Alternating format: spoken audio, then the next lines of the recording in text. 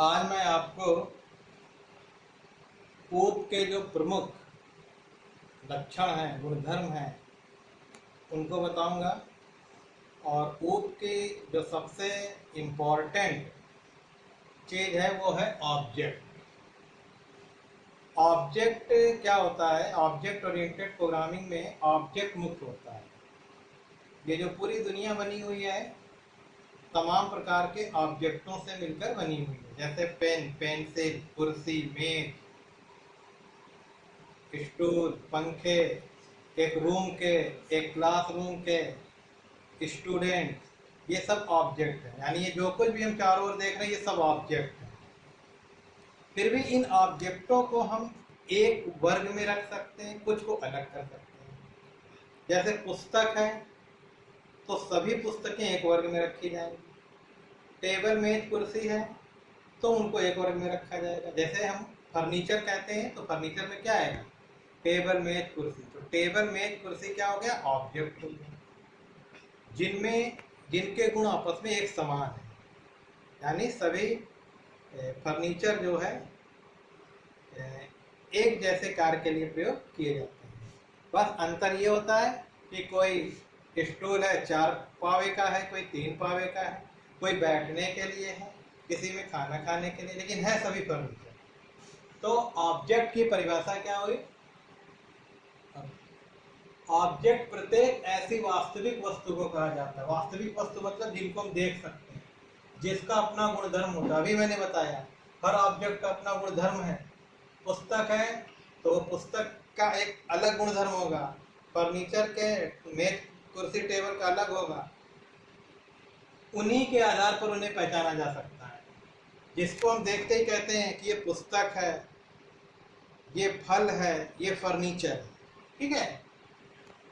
और उन्हीं गुणधर्मों के आधार पर उन्हें अलग किया जा सकता है तथा किसी अन्य ऑब्जेक्ट से समानता निर्धारित की जा सकती है। अब ये हो सकता है कि पुस्तक है तो पुस्तक के ज्यादातर गुण एक समान हो सकते हैं। जैसे कोई मैथ की पुस्तक हो सकती है, कोई फिजिक्स की हो सकती है, कोई कंप्यूटर की हो सकती है, लेकिन है सभी पुस्तकें।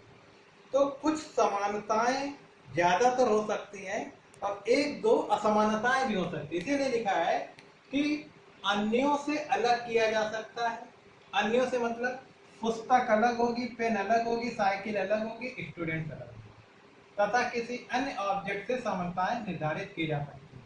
और समानताएं का मतलब ये हो गया कि पुस्तक है तो मैथ की पुस्तक भी पुस्तक कहलाएगी, कंप्यूटर की पुस्तक भी पुस्तक कहलाएगी। तो ऑब्जेक्ट क्या हुआ? समान गुणधर्म के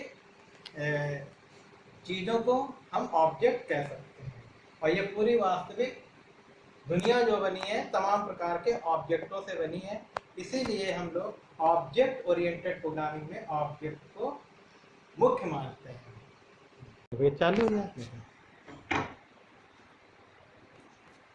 तो अब इस फिगर को देखेंगे आप और आपको बिल्कुल अब क्लियर हो जाएगा कि एक ऑब्जेक्ट क्या होता है। जैसे हमने कई बार बता चुके हैं, एक ऑब्जेक्ट में क्या होता है?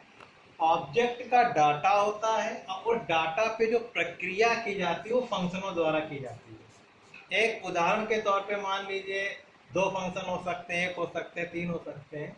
ये ऑब्जेक्ट का स्ट्रक्चर है जो पहले भी हम लोग ओप में बना चुके हैं। एक एग्जांपल लेते हैं।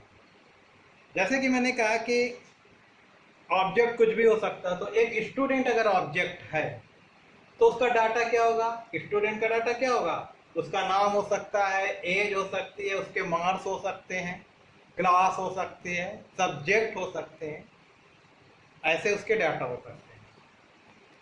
अब स्टूडेंट के डाटा पे हमें प्रक्रिया किसके द्वारा करनी होती है? मैंने कहा डाटा किसके द्वारा प्रक्रिया होता है? फंक्शन की द्वारा। फंक्शन का मतलब होता है उस डाटा से हमें क्या काम लेना है। जैसे मैं रिजल्ट बना तो रिजल्ट फंक्शन हो गया। फीस हमें उसकी चाहिए, फीस क्या हमें कुछ उसको मालूम करना है, तो फीस उसका क्या हो गया? फंक्शन हो गया। तो फंक्शन क्या करता है? ऑब्जेक्ट के डाटा पर प्रक्रिया करता है। तो ऑब्जेक्ट ओरिएंटेड प्रोग्रामिंग में ये जो स्ट्रक्चर है, साधारण स्ट्रक्चर है ऑब्जेक्ट का, कि एक ऑब्जेक्ट के अपने डाटा होते हैं और फंक्शन होते हैं, और एक ऑब्जेक्ट का फंक्शन अपने ही डाटा पे प्रक्रिया कर सकता है, प्रोग्राम में किसी अन्य ऑब्जेक्ट के डाटा या फंक्शन पे अचानक अकस्मात प्रक्रिया नहीं कर सकता है। तो ये ऑब्जेक्ट के गुण हैं, ऑब्जेक्ट ओरिएंटेड प्रोग्रामिंग के गुण हैं। और इस प्रकार हमारा ऑब्जेक्ट क्या होता है ये मैंने आपको समझाया है। पीडीएफ से और पढ़िएगा, कुछ ना समझ में आए तो कमेंट बॉक्स पे लिख के पूछ लीजिए।